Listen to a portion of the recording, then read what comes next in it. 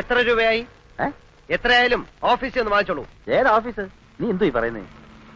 നിന്റെ അമ്മായി അമ്മയുടെ ആഫീസ്. ഇവിടെ പോടാ, ബിസിനസ് സ്നാക്കറിയാത്ത കഴുതാ. താമസിക്കോ? ഓ സാർ, ഉച്ചയ്ക്ക് ഊണിന് വണ്ടി വേണ്ട, ഞാൻ മാനേജ് ചെയ്തോളാം. Oh, good morning sir. Good morning. ഒരു നല്ല ടാക്സി പോലും കിട്ടാനില്ല. എങ്ങനെയുണ്ട് സെയിൽ? തരക്കേടില്ല. നമ്മുടെ പ്രോഡക്റ്റ് നല്ല മൂവ്മെന്റ് അല്ലേ? ഒറ്റ കുപ്പി പോലും വിറ്റിട്ടില്ല. അങ്ങനെ വരാൻ വഴിയില്ലല്ലോ. ഈ എറണാകുളത്തൊക്കെ പ്രോട്ടോബി ഭയങ്കര സെയിൽ, കിട്ടാനില്ല. ഈ ഗർഭശുശ്രൂഷയ്ക്ക് പറ്റിയ ടോണിക്കാണ്. മിനറൽസ്, പ്രോട്ടീൻസ്, ഹോർമോൺസ്, വൈറ്റമിൻസ് എല്ലാം ഉണ്ടല്ലോ.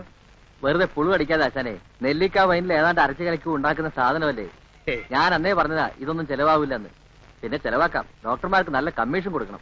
അത് കമ്പനിക്കാർ വിചാരിക്കാൻ നമ്മൾ എന്ത് ചെയ്യാൻ? പറഞ്ഞ് സമ്മതിപ്പിക്കണം. പ്രോവി തേക്കാര് 500 ബോട്ടിലിന് വീതം കമ്മീഷനായിട്ട് ഓരോ വാഷിംഗ് മെഷീനാണ് കൊടുക്കുന്നത്. തന്നെ? ആ, അല്ലാതെ ഇത്രയും ചെറിയ കമ്പനികൾക്കൊന്നും നിലനിൽപ്പില്ല. നിങ്ങൾ ഇവിടെ വെച്ച ബോട്ടിലുകളെല്ലാം തിരിച്ചു കൊണ്ടുപോകണം. എല്ലാം എക്സ്പയറി ഡേറ്റ് ആവാറ്. എക്സ്പയറി ഡേറ്റ് കഴിഞ്ഞ സാധനം ഒന്നും ഇവിടെ വിൽക്കാറില്ലേ? ഇവിടെ എക്സ്പയറി ഡേറ്റ് കഴിഞ്ഞൊന്നും വിൽക്കാറില്ല. ചില സ്ഥലത്ത് വിൽക്കാറുണ്ട്. ഇവിടെ ഇരിക്കട്ടെ, ഞാൻ ഒന്ന് കറങ്ങിട്ട് വരാം. Okay okay. ബ്ലഡും യൂറിനും മോഷനും ഒന്ന് പരിശോധിച്ചിട്ട് വരൂ. ഒരു എക്സ്റേ എടുത്തോ, എന്നിട്ട് മരുന്നിന് എഴുതാം. ഡോക്ടർ, എനിക്ക് രാവിലെയുള്ള തലവേദന മാത്രമേ ഉള്ളൂ. അതിന് ഇത്രയും പരിശോധനകൾ വേണോ? എങ്കിൽ പിന്നെ നിങ്ങൾ എന്റെ അടുത്ത് വരണോ? സ്വന്തമായിട്ട് അങ്ങ് ചികിത്സിച്ചാ പോരെ. ഇത് വെറും ഒരു തലവേദന ആയിക്കൊള്ളണമെന്നില്ല. എന്താ, പരിശോധിക്കാൻ ബുദ്ധിമുട്ടുണ്ടോ? ഇല്ല ഡോക്ടർ. പിന്നെ ഇത് KJ ലാബറട്ടറിയിൽ പരിശോധിപ്പിച്ചാൽ മതി. അവിടെ നല്ല റിസൾട്ട്. ബാക്കിയെല്ലാം പോക്കാം. ശരി.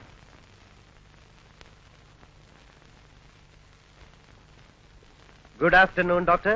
I am Sivasankar from proto pharmaceuticals. ഇരിക്കും സാർ. ഞാൻ മുമ്പൊരിക്കൽ ഡോക്ടറെ വന്ന് കണ്ടിരുന്നു. ഓ, ഞാൻ ഓർക്കുന്നില്ല. ഞങ്ങളുടെ പ്രോട്ടോ ബീറ്റ് ടോണിക് വളരെ എഫക്റ്റീവാണ്. പക്ഷേ ഡോക്ടർ ഒന്നുപോലെ ഇതുവരെ എഴുതിയില്ല. ഇത്തരം ചെറിയ കമ്പനികൾ ഞാൻ എഴുതാറില്ല. ഞങ്ങളുടെ കണ്ടന്റ് എന്താണെന്ന് നോക്കണം ഡോക്ടർ. അതിന്റെ ആവശ്യമില്ല. ടോണിക്കുകളുടെ ബഹളമാണ് ഇവിടെ. പിന്നെ ഈ ടേബിൾ ഫാൻ കണ്ടോ? കണ്ടു. അത് പ്രോവിറ്റേക്കാരുടെ കോംപ്ലിമെന്റ്സ് ആണോ? പിന്നെ ഈ ടേബിൾ കണ്ടോ? കണ്ടു. വിറ്റ ബീറ്റോളുകാരുടെയാണ്. ദാ ബ്യൂറോ. മനസ്സിലായി, എനിക്ക് മനസ്സിലായി. ഞങ്ങളുടെ കമ്പനിയും കോംപ്ലിമെന്റ്സ് കൊടുക്കുന്നുണ്ട്. പക്ഷെ എല്ലാവർക്കും ഇല്ല. ഡോക്ടറെ പോലെ നിറയെ പ്രാക്ടീസ് ഉള്ള ആൾക്കാർക്ക് മാത്രം. എന്തൊക്കെയാണ് നിങ്ങളുടെ compliments? 1000 bottle Proto B prescribe ചെയ്താൽ ഒരു ഫ്രിഡ്ജ്, 5000 ഒരു കളർ ടിവിയും ഒരു VCR, 10,000 ഒരു ചെറിയ Maruti car. Oh really, that's interesting. എന്താ നിങ്ങളുടെ ടോണിക്കിന്റെ പേര്? Proto B health tonic haemoglobin syrup with vitamin B12 and sorbitol. ഗർഭശുശ്രൂഷയ്ക്ക് പ്രോട്ടോ ബി.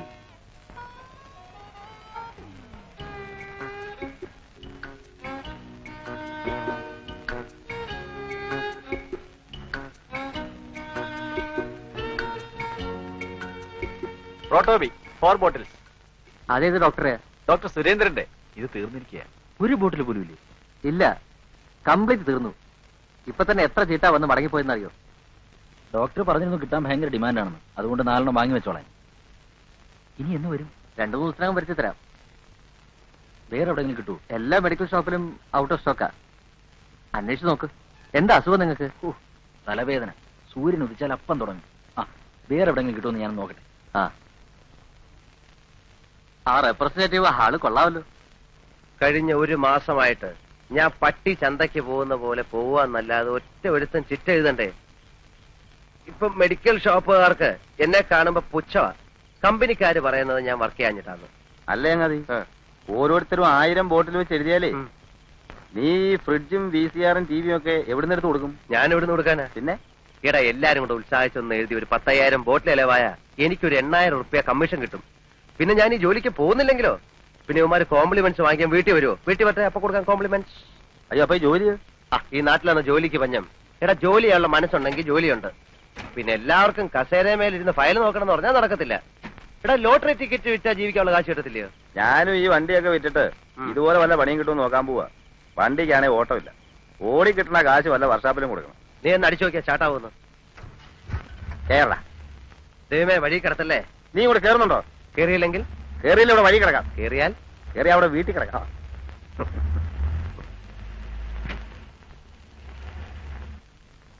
എന്റെ ഏട്ടാ, ഞാൻ പറഞ്ഞ കേക്കണ്ടേ? ഉച്ചയ്ക്കാണെങ്കിൽ കഴിച്ചു എന്ന് വരുത്തി. അയാൾ വന്ന് വഴക്കുണ്ടാക്കണ ഇത് ആദ്യമൊന്നല്ലല്ലോ. എന്റെ കുട്ടി, ഇനി കോടതി കൂടെ കയറാനേ ബാക്കിയുള്ളൂ. അതും അയാൾ കേട്ടു. എന്റെ അമ്മയെ കോടതി എന്ന് പറയുന്ന തല വീഴുന്ന സ്ഥലമൊന്നുമല്ല. അയാൾ കൊണ്ട് കേസ് കൊടുക്കട്ടെ. പിന്നെ അയാളോട് സമാധാനം പറയണ്ടല്ലോ. അമ്മ ആഹാരം കഴിക്കേ. എനിക്ക് വിശപ്പില്ല, ആദ്യം കേറിട്ടാ. പിന്നെ മണ്ണാൻ കേട്ടാ, ഇനി അമ്മ കഴിച്ചിട്ടാ ഞാൻ കഴിക്കുന്നുള്ളൂ. എന്റെ അമ്മ അയാൾ കേസ് കൊടുക്കത്തില്ല. ഞാൻ അയാളെ ചെന്ന് കണ്ട് സമാധാനമായിട്ട് സംസാരിച്ച് തീർത്തോളാം. വഴക്കൊന്നും ഉണ്ടാക്കരുത്. ഇല്ല, നയത്തില് അയാളെ പറഞ്ഞ് മനസ്സിലാക്കി സോപ്പിട്ടങ്ങ് കുളിപ്പിച്ച് കിടത്താം. പോരെ അമ്മ കഴിക്കേ. ചില സമയത്ത് അമ്മയുടെ സ്വഭാവം കൊച്ചു പിള്ളേരെക്കാട്ടിലും കഷ്ടമാണ്.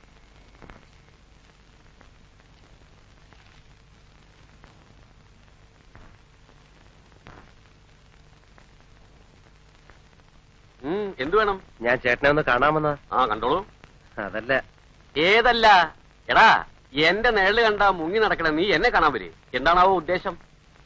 ചേട്ടൻ വീട്ടിൽ വന്നു എന്നറിഞ്ഞു. അമ്മ ആകെ വിഷമിച്ചിരിക്കുക. ഞാൻ പറയുന്നത് ശരിയല്ലെന്നറിയാം, എന്നാലും കുറച്ചാളൂടെ ക്ഷമിക്കണം. മാസാമാസം ഞാൻ കൃത്യമായിട്ട് പലിശ തന്നോളാം. 1 കൊല്ലത്തിനുള്ളിൽ കടം വീട്ടുകയും ചെയ്യാം. എവിടുന്നെടുത്ത് വീട്ടും? എനിക്ക് എന്നെ വിശ്വാസമല്ല. ഞാൻ എന്റെ വഴി നോക്കിക്കോളാം. മേനോൻ ചേട്ടൻ എന്നെ എന്ത് വേണമെങ്കിലും ചെയ്തോ, എന്റെ അമ്മയെ വിഷമിപ്പിക്കരുത്. എടാ, നിന്റെ അച്ഛൻ ചെയ്ത് ചതിക്ക് നിങ്ങളൊക്കെ അനുഭവിക്കണം. 3 മാസത്തെ അവധിയും പറഞ്ഞ് വാങ്ങിച്ചോണ്ട് പോയതാ. ഇപ്പൊ കൊല്ലത്രയായി, മുതലുമില്ല പലിശയില്ല. ഇനി നിങ്ങളടുത്ത് ഞാൻ വരണില്ല. ഇവിടെ നീതി നിയമമുണ്ടോ ഞാനും നോക്കട്ടെ. ഞാൻ കാല് പിടിക്കാൻ ചേട്ടാ. ഇറങ്ങിപ്പോടാ തെണ്ടി കള്ളവർഗ്ഗങ്ങള്. എടോ, ഇത്രയും നേരം തന്റെ കാല് ഞാൻ പിടിച്ചത് തന്റെ അച്ഛന്റെ കൂട്ടുകാരനായതുകൊണ്ട് ഇടിച്ചതിന്റെ ഷേപ്പ് മാറ്റിക്കളയും. താൻ എന്നെ കോടതി കയറ്റല്ലോ. ഏറ്റൂടാ. ഞാൻ കോടതി കയറുന്നത് തന്നെ കൊന്നിട്ടായിരിക്കും. താൻ ആണാണെങ്കിൽ എനിക്ക് വക്കീലോട്ട് സഹിക്കണോ? അന്ന് എന്റെ മരണമാ. എന്താ കാണണോ? എടാ ശിവൻകുട്ടി, നീ പോക്കിരുത്തരാ അതെ, കാട്ടെ. പോക്കരുത്തരാ. താൻ എന്തോ ചെയ്യും? ഞാനും ചെയ്യില്ല. എന്നെ കോടതി കയറ്റണ്ടേ? അത് ഞാൻ എന്റെ ഇഷ്ടം പോലെ ചെയ്യും. ഞാൻ ചിലപ്പോ കേട്ടില്ലെന്ന് വരും. അതിന് നിനക്കെന്താ നഷ്ടം? എനിക്ക് നഷ്ടമൊന്നുമില്ല. നഷ്ടപ്പെടാൻ പോകുന്നത് തനിക്കായിരിക്കും, മറക്കണ്ട. ഇല്ല, മറക്കില്ല. താനെന്തോ നോക്കി പേടിപ്പിക്കുന്നത്? അങ്ങനെ ഫീൽ ചെയ്യുന്നുണ്ടോ? ആ, കളിക്കല്ലേ. ആരോടാ ദേഷ്യപ്പെടുന്നേ? അത് നമ്മുടെ ശിവൻകുട്ടി നാക്കെടുത്ത തമാശ പറയൂ. അല്ല, പാരമ്പര്യമായിട്ട് അങ്ങനെയാ. അപ്പൊ കാണാം. കാണണം. കാണണം. കാണണം. എന്താ പറയാ? ഇപ്പോഴത്തെ കാലത്ത് ഇത്തിരി പോക്കിരിത്തരമില്ലാതെ ജീവിക്കാൻ പറ്റത്തില്ല. നമ്മളൊന്ന് താന്ന് കൊടുത്താല് നമ്മുടെ തലയിൽ കയറും. അല്ല, അയാൾ ഇനി പോലീസ് സ്റ്റേഷനിൽ കംപ്ലൈന്റ് വല്ലതും കൊടുക്കും? കംപ്ലൈന്റ് കൊടുത്താ പ്രശ്ന. ഇടിച്ചവന്മാര് നട്ടല്ലൂരും. പേടിത്തൊണ്ടനാ, അതുകൊണ്ട് കംപ്ലൈന്റ് ഒന്നും കൊടുക്കത്തില്ല. ഓട്ടം ഒന്നും ഇല്ലേ? നമുക്ക് വേണമെങ്കിൽ ഒന്ന് കറങ്ങിട്ട് വരാം. അതെ, നടന്നങ്ങ് പോയാ മതി. അല്ലെങ്കിൽ തന്നെ കാശും കൊടുത്തിട്ട് പിന്നെ കൈയും കാലും പിടിച്ചിട്ടാ പെട്രോൾ കിട്ടുന്നത്. രാത്രി ഞാൻ വന്നിട്ടേ പോകണല്ലേ. ബസ് ചാർജ് 1 രൂപ കൊടുക്കണം. എല്ലാം ശരി തന്നെ.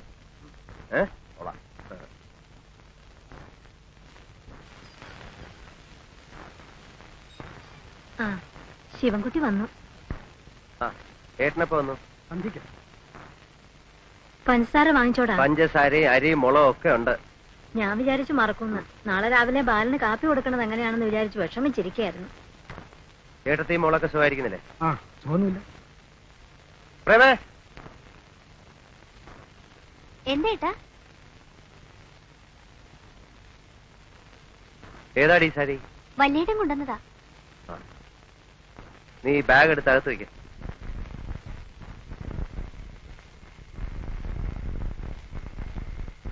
പെണ്ണ് സാരി ഉടുത്ത് കാണുമ്പോ പേടിയാവുക. അതെന്താ? ഏട്ടാ ശ്രദ്ധിച്ചില്ലേ? അവള് വലിയ പെണ്ണായി. ഒരുത്തനെ കിട്ടണമെങ്കിൽ കാശ് എത്ര കൊടുക്കണമെന്നാ? അതിനെന്താ, ഇപ്പൊ നല്ല വരവല്ലേ? വരവോ? ഏട്ടനോട് ആര് പറഞ്ഞു? ഈ വേഷവും പത്രാസും കണ്ടിട്ടാണോ? ഈ വേഷം മാത്രമേ ഉള്ളൂ. കഞ്ഞി കുടിക്കാനുള്ള വക ഞാൻ ഉണ്ടാക്കും, അത്രേ ഉള്ളൂ. എടാ, മൂത്തോര് പറഞ്ഞാ കുറച്ചൊക്കെ അനുസരിക്കണം. നല്ലൊരു സ്ഥലത്ത് കൊണ്ട് ഞാൻ നിർത്തിയതല്ലേ. ആരെ കൊണ്ടൊക്കെ പറയിപ്പിച്ചിട്ടാ ഗോവിന്ദൻ കോൺട്രാക്ടർ സമ്മതിച്ചെന്നറിയോ? മാസം 1,800 രൂപ ശമ്പളം. ഒന്ന് കണ്ണടച്ചാ കാശ് വേറെ. അതിട്ടിട്ട് പോയി. സിവിൽ എഞ്ചിനീയറിംഗ് ഡിപ്ലോമ ഹോൾഡർ മരുന്ന് സഞ്ചിയും തൂക്കി പിടിച്ച് നടക്കുക. അതാകുമ്പോ ഇങ്ങനെ വേഷം കെട്ടി നടക്കാൻ പറ്റില്ലല്ലോ അല്ലേ? അതെ, അതൊരാശാനേട്ടാ, നല്ല വേഷം ധരിച്ചടക്കാൻ.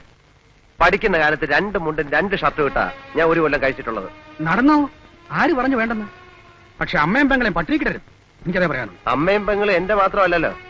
ആവുന്ന കാലത്ത് ഞാൻ സുന്ദരമായിട്ട് നോക്കിയിട്ടുള്ളതാ. ഇപ്പൊ എനിക്ക് കുടുംബമായി. ഒരു സർക്കാർ ഉദ്യോഗസ്ഥന് എന്ത് കിട്ടുമെന്ന് അറിയാമല്ലോ. കുടുംബം നോക്കിയ കഥയൊന്നും ഏട്ടൻ പറയണ്ട.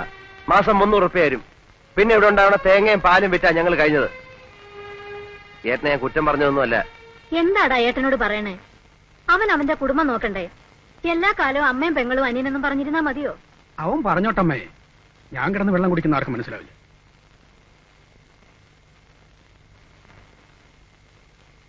ശിവ, ഏട്ടൻ വന്നത് രമയ്ക്ക് ഭാഗം കിട്ടിയ സ്ഥലത്ത് അവൻ പെരപണിയാൻ പോവുക. അപ്പോ നമ്മുടെ പടിഞ്ഞാറെ വേലിയിലടുത്ത് നിൽക്കുന്ന 2 പ്ലാവ് മുറിച്ച ആവശ്യത്തിനുള്ള തടി കിട്ടും.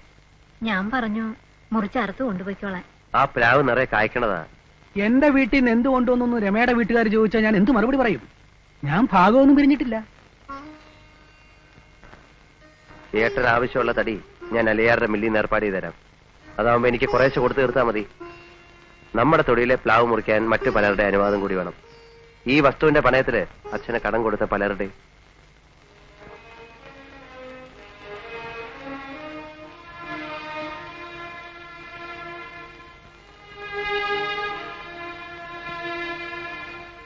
ഇത് കണ്ട് തൃപ്തി വന്നില്ലേ ഇതുവരെ?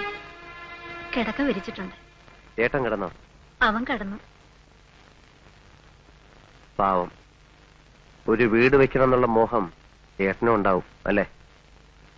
പിന്നില്ലാണ്ടിരിക്കുവോ? ഞാൻ പറഞ്ഞതിൽ ഏട്ടന് നീരസമുണ്ടോ? സ്വന്തം വീട്ടിലല്ലാണ്ട് എവിടെ ചെന്നാ ഏട്ടനൊരു സഹായം ചോദിക്കുക? ഞാൻ വെറുതെ പറഞ്ഞതല്ല. അലിയാറുടെ മില്ലിന്ന് ആവശ്യമുള്ള തടി ഞാൻ ഏർപ്പാട് ചെയ്ത് കൊടുക്കാം. പിന്നിപ്പോ എന്റെ മരുന്നിന് നല്ല സെയിൽസാ. കുറച്ച് കാശ് എനിക്ക് കിട്ടും. അത് ഏട്ടന് കൊടുക്കാം അല്ലേ?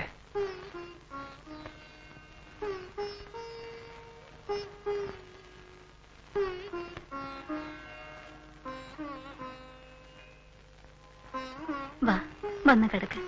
നാളെ രാവിലെ പോകേണ്ടതല്ലേ? നമുക്കും വേണം നല്ലൊരു വീട്. പറ്റിയ ഇതുപോലെ തന്നെ പണിയണം. 2 നില. 2ാമത്തെ നിലയിലേക്ക് പുറത്തുനിന്ന് സ്റ്റെപ്സ് വേണം. പ്രേമയുടെ കല്യാണം നടത്തി അവളെയും ഭർത്താവിനെയും മുകളിലത്തെ നിലയിൽ താമസിപ്പിക്കാം. താഴെ ഞാനും അമ്മയും. നമ്മൾ രണ്ടാളും മാത്രം മതിയോ? പോരെ? നീ പറ, മതിയോ? അമ്മയുടെ ഇഷ്ടം.